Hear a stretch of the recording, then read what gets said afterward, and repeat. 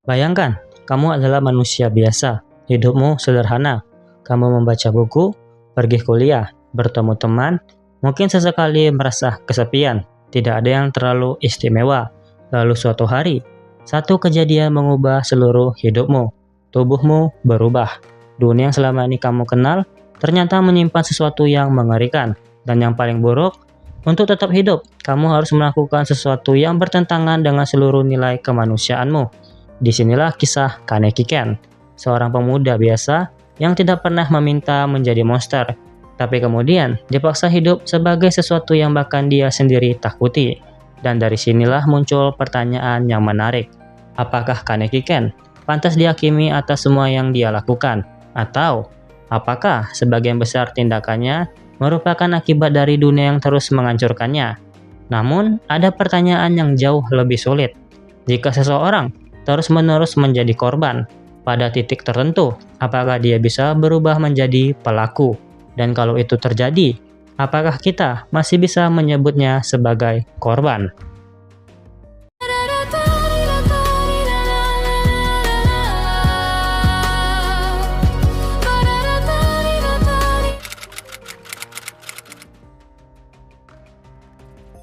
Untuk memahami Kaneki, kita tidak bisa langsung melihat dirinya setelah menjadi ghoul. Kita harus kembali ke awal. Kaneki adalah seorang pemuda yang cenderung pendiam. Dia menyukai buku. Dia memiliki sahabat bernama Hide. Dan meskipun hidupnya tidak sempurna, dia masih memiliki dunia yang relatif sederhana. Kaneki tidak memiliki ambisi untuk menjadi pahlawan. Dia tidak ingin menjadi orang terkuat. Dia juga tidak memiliki keinginan untuk menghancurkan dunia. Dia hanya ingin menjalani hidup. Namun kemudian dia bertemu dengan Rize. Pertemuan tersebut menjadi titik balik hidupnya. Rize ternyata adalah ghoul. Dan setelah kejadian tersebut, Kaneki kehilangan kehidupan lamanya. Ia selamat, tetapi bukan sebagai manusia sepenuhnya. Organ tubuh Rize ditransplantasikan ke tubuhnya. Kaneki menjadi setengah ghoul. Dan sejak saat itu, dia hidup di antara dua dunia. Dunia manusia dan dunia ghoul. Masalahnya, Kaneki tidak ingin menjadi ghoul. Ia masih memiliki moral manusia. Dia tidak ingin memakan manusia. Dia jijik terhadap kebutuhan tubuhnya sendiri. Makanan yang sebelumnya dia sukai menjadi sesuatu yang tidak bisa lagi dia nikmati. Dunia yang dulu terasa normal, tiba-tiba berubah menjadi sesuatu yang asing. Bayangkan jika semua hal yang biasanya membuatmu nyaman, tiba-tiba menjadi sesuatu yang membuatmu sakit. Makanan favoritmu, tempat favoritmu, kehidupan sehari-harimu, semuanya berubah. Dan kamu tidak bisa kembali seperti sebelumnya. Inilah tragedi pertama Kaneki. Dia tidak memilih perubahan tersebut. Dia dipaksa menerimanya.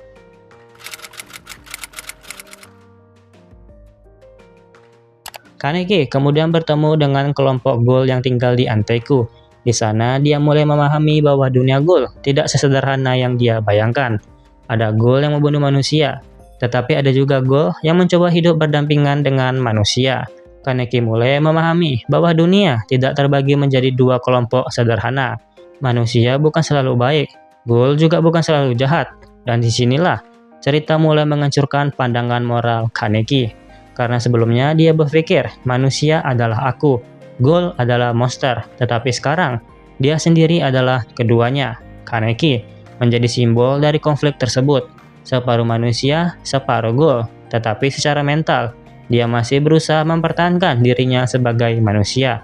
Dia ingin percaya bahwa dirinya masih sama, masih Kaneki, masih orang yang menyukai buku, masih teman Hide, masih seseorang yang tidak ingin menyakiti orang lain. Namun dunia tidak memberikan kesempatan kepadanya untuk hidup seperti itu. Dan kemudian datanglah konflik yang lebih besar. Kaneki diculik, dia disiksa, tubuh dan pikirannya dihancurkan. Disinilah Kaneki mengalami salah satu perubahan terbesar dalam hidupnya. Dia dipaksa menghadapi sesuatu yang selama ini ia coba hindari. Bahwa dunia tidak selalu memberikan pilihan yang baik, kadang juga memberikan pilihan antara dua hal buruk.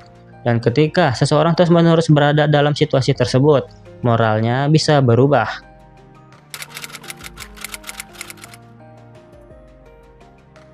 Kaneki memiliki salah satu karakteristik yang kuat. Dia tidak ingin menyakiti orang lain. Namun ada kelemahan di balik sifat tersebut. Dia terlalu takut menyakiti orang lain sampai sering mengabaikan dirinya sendiri. Dia rela menderita, rela disiksa, rela kehilangan dirinya, asalkan orang lain tidak terluka. Sekilas, ini terlihat seperti sifat yang sangat mulia, tetapi sebenarnya ada masalah.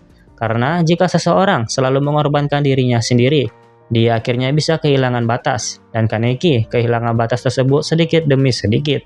Setelah mengalami penyiksaan, Kaneki berubah. Rambutnya berubah, cara berpikirnya berubah, dan yang paling penting, cara dia melihat kekuatan berubah. Dulu dia berpikir, aku tidak ingin menyakiti siapapun. Sekarang pikirannya mulai berubah menjadi, aku harus cukup kuat agar orang-orang di sekitarku tidak terluka. Kedengarannya masih baik, tetapi ada perbedaan besar. Dulu dia ingin menghindari kekerasan, sekarang dia mulai menerima kekerasan sebagai alat. Dan ketika seseorang mulai berpikir, aku melakukan ini demi melindungi orang lain, dia harus berhati-hati, karena hampir semua tindakan bisa dibenarkan dengan kalimat tersebut.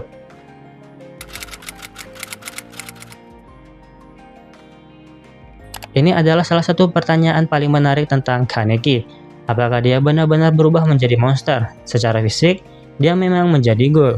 Tetapi monster sebenarnya tidak selalu ditentukan oleh tubuh. Yang menentukan adalah pilihan, dan disinilah Kaneki mulai berada di wilayah abu-abu.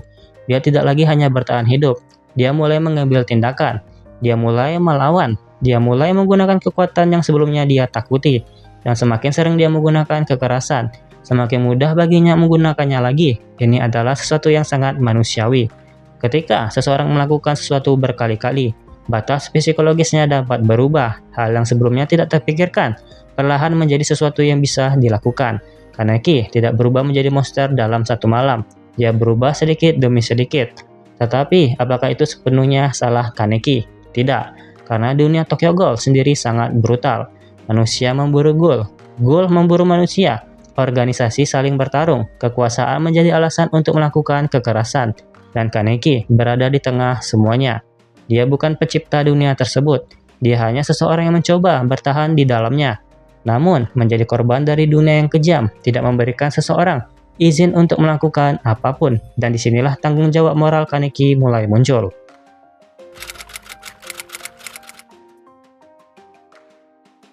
Masalah terbesar Kaneki bukan hanya kekuatan, masalah terbesar Kaneki adalah identitas.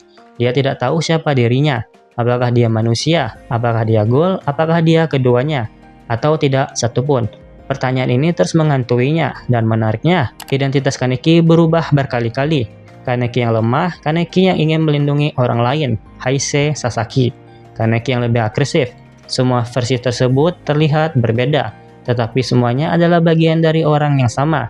Ini menunjukkan bahwa identitas manusia tidak selalu stabil. Kita bisa berubah karena pengalaman, trauma, hubungan, dan keputusan. Heisei adalah contoh yang sangat menarik. Dia seperti seseorang diberikan kesempatan untuk melupakan rasa sakitnya.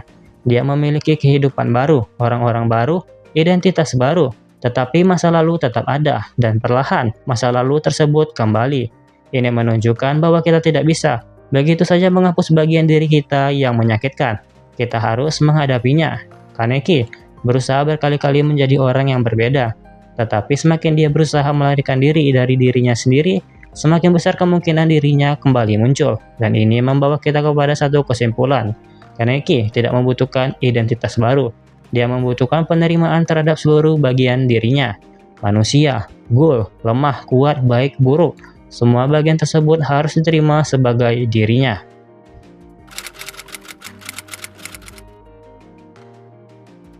Sekarang kita sampai pada pertanyaan moral yang lebih sulit. Kaneki melakukan banyak tindakan yang menyebabkan penderitaan. Apakah semua itu bisa dimaafkan karena dia mengalami trauma? Tidak. Trauma menjelaskan perilaku, tetapi tidak otomatis membenarkannya. Ini perbedaan yang sangat penting. Kita bisa memahami mengapa seseorang menjadi agresif, tetapi memahami penyebabnya tidak berarti menyetujui tindakannya. Begitu juga dengan Kaneki. Kita bisa memahami mengapa dia berubah. Kita bisa memahami mengapa dia menjadi lebih keras. Kita bisa memahami mengapa ia menggunakan kekerasan. Tetapi tetap boleh mengatakan beberapa keputusanmu salah. Dan justru itulah bentuk penilaian yang lebih adil. Namun ada sisi lain, Kaneki tidak pernah benar-benar kehilangan keinginan untuk melindungi orang lain. Bahkan ketika dirinya semakin kuat, dia masih membawa keinginan tersebut. Masalahnya adalah caranya berubah. Dia mulai percaya bahwa dirinya harus menanggung semuanya. Dia harus menjadi lebih kuat. Dia harus melindungi semua orang. Dan disinilah kesalahan besar Kaneki. Dia menganggap dirinya sebagai satu-satunya orang yang harus menanggung beban. Padahal manusia tidak diciptakan untuk menanggung semuanya sendirian. Dan Kaneki membutuhkan orang lain. Dia membutuhkan Hide, Toka, dan orang-orang di Anteku. Orang-orang yang berada di sekelilingnya. Mereka bukan sekedar karakter pendukung. Mereka adalah bagian dari proses Kaneki memahami dirinya sendiri. Karena seseorang tidak selalu bisa menyelamatkan dirinya sendiri. Kadang kita membutuhkan orang lain untuk mengingatkan, kamu tidak harus melakukan semuanya sendirian.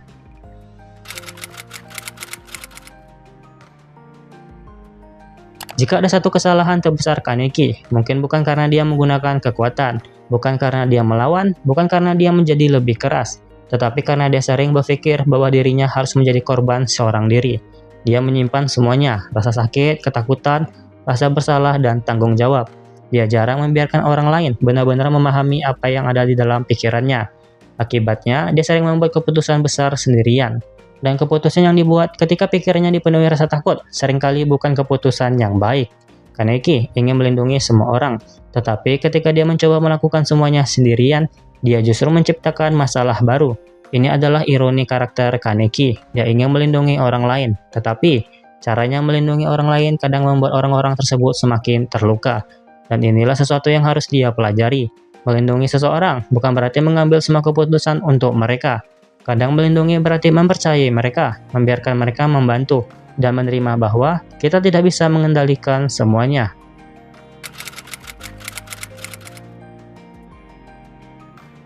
Sekarang kita bisa kembali ke pertanyaan awal, apakah Kaneki adalah korban?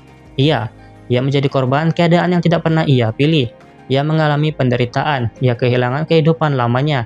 Ia dipaksa menghadapi dunia yang brutal, tetapi apakah dia hanya korban? Tidak. Karena kemudian dia memiliki pilihan, dan beberapa pilihannya memang memiliki konsekuensi terhadap orang lain. Apakah Kaneki monster? Tidak sesederhana itu. Dia melakukan tindakan yang keras, tetapi dia juga terus berusaha mempertahankan sisi kemanusiaannya. Jadi mungkin Kaneki adalah sesuatu di antara keduanya. Dia adalah manusia yang mencoba memahami bagaimana hidup setelah kehilangan kehidupan lamanya. Dan justru itulah inti Tokyo Ghoul. Bukan tentang manusia melawan monster, tetapi tentang apa yang membuat seseorang menjadi manusia? Apakah tubuh? Apakah darah? Apakah kemampuan? Atau apakah pilihan yang kita buat? Kaneki memiliki tubuh manusia dan ghoul, tetapi dia tetap memiliki empati, rasa takut, cinta, kesedihan, dan keinginan untuk melindungi orang lain. Semua itu adalah bagian dari kemanusiaannya.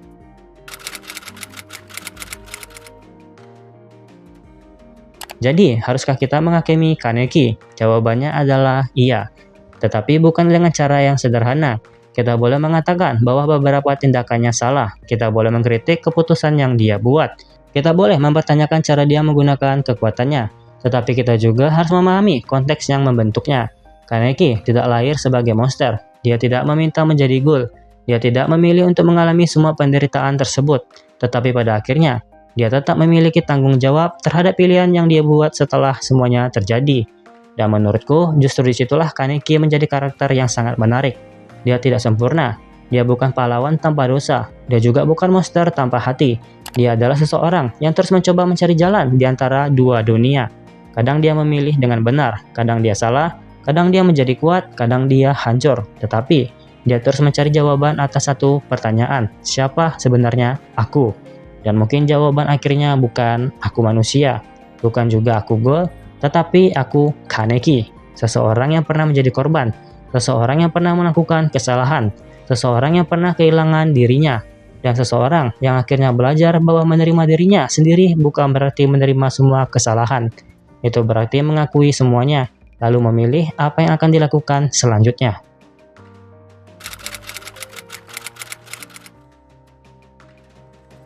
Pada akhirnya, Kaneki mengajarkan sesuatu yang cukup sederhana tetapi sulit untuk dilakukan. Kita tidak bisa selalu memilih apa yang terjadi kepada kita.